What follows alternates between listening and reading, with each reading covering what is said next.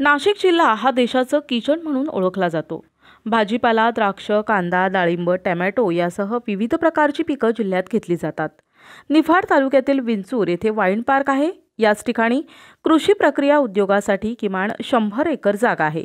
त्याशिवाय मालेगाव, येवला, चांदवड, सिन्नर, दिंडोरी, मनमाड येथे औद्योगिक वसाहती आहेत। त्यामुळे नाशिक जिल्ह्यातही बेदाणा, वाईन यासह विविध प्रकारच्या कृषी प्रक्रिया उद्योगांना पोषक वातावरण आहे।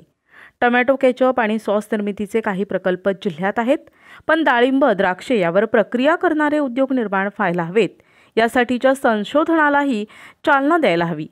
कृषी विद्यापीठांसह अन्य विद्यापीठांची त्यासाठी मदत घेता येऊ शकते।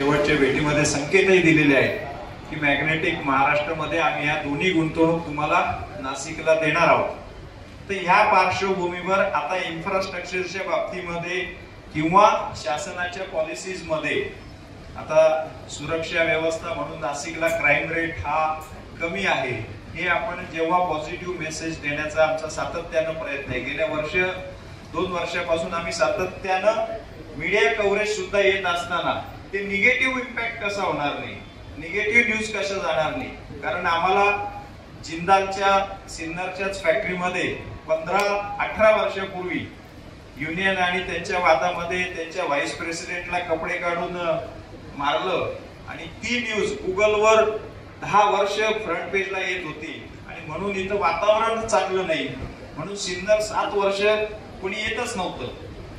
तर हे मिटवायला जो त्रास होतो, तर आता त्या पॉझिटिव्ह मेसेज देणं म्हणजे उद्याचा सेशन जो आम्ही ठेवलाय तो सर्व कामगार प्रतिनिधी, कामगार संघटनांचे अध्यक्ष आणि औद्योगिक संघटना यांच्यामधला समन्वय, या सातत्यानं समन्वय घडून आणण्याची भूमिका आमची आहे।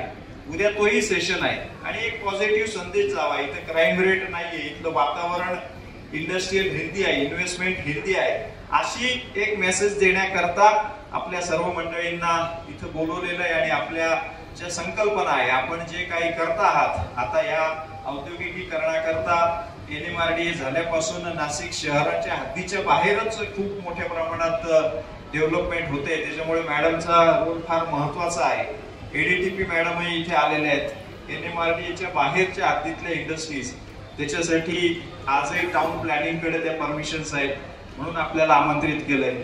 महानगरपालिका ही शहरातल्या औद्योगिक वसाहतींसाठीचा जो आमचा रिक्वायरमेंट आहे, काही इन्फ्रास्ट्रक्चरच्या अजूनही काही थोडेफार उणिवा आहेत, त्या कशाला आपल्याला पॉझिटिव्ह करता येतील।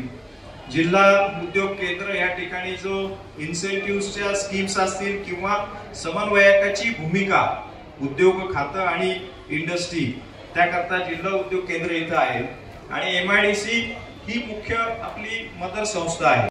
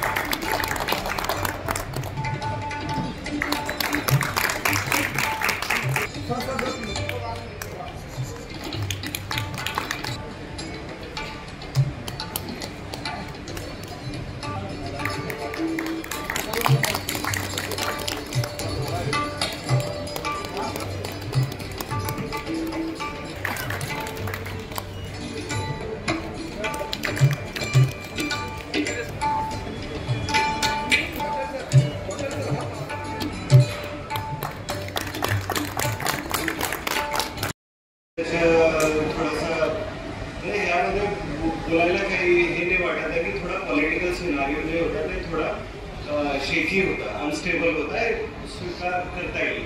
परंतु आता त्याच्यानंतरची डेफिनेट एक मॅन्डेट मिळालेला आहे शासनाला, एक क्लिअर दिशा होतील असं दिसत आहे। सो यामध्ये प्रत्येक जिल्ह्यामध्ये एक चांगला प्रभाव पडणार आहे, एक दिशा डेफिनेट घेतली जाणार आहे शासनाकडून असा आम्हाला विश्वास आहे आणि त्याचाच प्रभाव जिल्हा प्रशासनावर सुद्धा तसा प्रकारे एक पॉझिटिव्ह पडतील, एक दिशा भेटतील असा आम्हाला पूर्ण विश्वास आहे। सो एक ती चांगली गोष्ट झालेली आहे। त्याच्यासोबतच